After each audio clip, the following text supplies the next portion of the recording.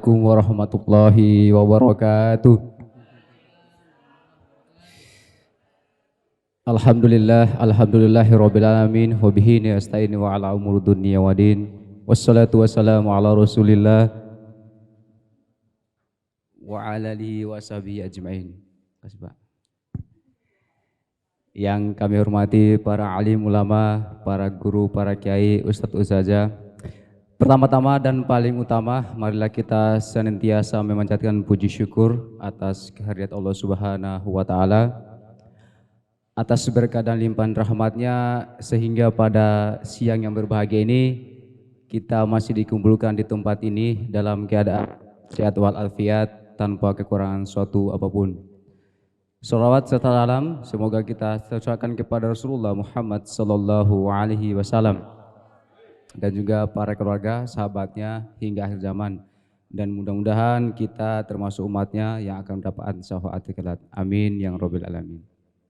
Bapak Ibu hadirin sekalian yang saya hormati, izinkan kesempatan kali ini saya ingin coba membahas tentang pemuda. Kenapa saya bahas tentang pemuda? Karena saya masih muda. Ya.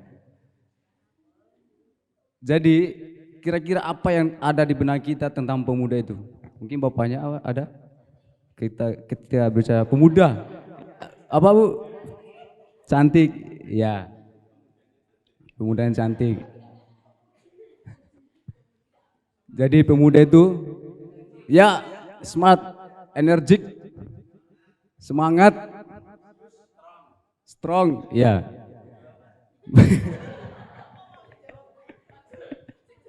Ya, jadi ketika kita berbicara masa pemuda, tentunya ada satu kata yang telah dalam pikiran itu, yaitu perubahan. Ya, perubahan. Jadi enggak radikal, bahaya. Jadi kita teringat semua bahwa presiden pertama kita, Insinyur Soekarno, pernah berkatakan, berikan aku 10 pemuda, akan kugoncangkan dunia. Itu bersepuluh, bagaimana kalau 1000? Nah, jadi tentunya bicara masa pemuda itu sangat luar biasa. Kita flashback sejarah dari ke belakang. Ketika zaman Rasulullah, siapa yang ada di samping kiri kanan beliau? Para sahabat yang masih muda-muda semua. Mungkin ada yang tua, tapi yang tua adalah sebagai motivator lah, seperti itu. Sebagai pendorong, tapi penggeraknya itu adalah pemuda semuanya. Ya kan? Rata-rata di bawah usia 20 tahun. Seperti itu. Yang kemudian di dalam Al-Quran juga banyak dikisahkan tentang, misal yang paling fenomenal, kisah Nabi Yusuf, ya kan? Nah, kalau ibu tanya Nabi Yusuf, yang terlintas guantengnya Pol. Ya. Nah, tetapi beliau enggak juga kayak gitu. Beliau rela di penjara karena mempertahankan keimanannya, ya kan? Seperti itu. Ya, kegantengannya. Ya. Kemudian di dalam kita juga Ashabul Kahfi yang melarikan diri dari negerinya karena diusir, karena mempertahankan keimanannya, seperti itu. Itulah pemuda-pemuda yang harus kita update sekarang, supaya kita bandingkan dengan sekarang, pemuda yang zaman sekarang luar biasa.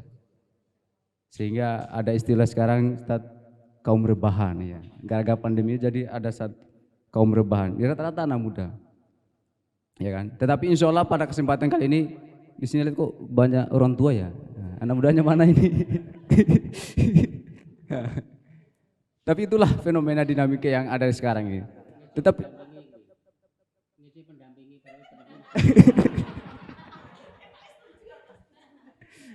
ya, hadirin yang berbahagia. Jadi ketika kita berbicara masalah pemuda, tentunya yang terlintas dalam pikiran kita adalah masalah perubahan. Jadi bagaimana Islam ini ke depannya 10, 15 sampai 20 tahun akan depan, itulah pemuda itulah. Kalau orang tua, ya orang tua udah pada waktunya, ya. Nah, jadi yang tua-tua dorong yang muda-muda, seperti itu. Oh iya, betul. Orang tua berjiwa muda, makanya sampai siang hari ini masih bisa bertahan, luar biasa. Ya. Hadir yang berbahagia. Pemuda juga itu merupakan suatu nikmat yang luar biasa. Jadi bangsa ini dilihat maju itu salah satu dari pemuda, ya kan? Nanti bangsa Indonesia ini ya pemuda-pemuda sekarang ini. Kalau pemudanya malas-malasan ya nggak tahu ke depannya Indonesia kayak gimana. Nah, jadi semua malu. Saya kira itu Ustadz. Oh belum ya? Ya. Jadi sebagai kesimpulan saja, karena waktu juga Ustadz terbatas, kesimpulan aja. Jadi sebagai pemuda itu kita harus membuktikan bahwa kita tuh jangan kalah sayang sama pemuda-pemuda yang non Islam. Yang non Muslim itu biasanya tuh sangat solid luar biasa. Kita kok sekarang terpecah dengan hanya satu perbedaan sehingga kita gontok-gontokan seperti itu. Saya kira itu yang bisa saya sampaikan. Lebih dan kurangnya mohon dimaafkan apabila ada salah kata tentunya dari pribadi sendiri. Kalau ada manfaatnya itu dari Allah Subhanahu wa taala. Assalamualaikum warahmatullahi wabarakatuh.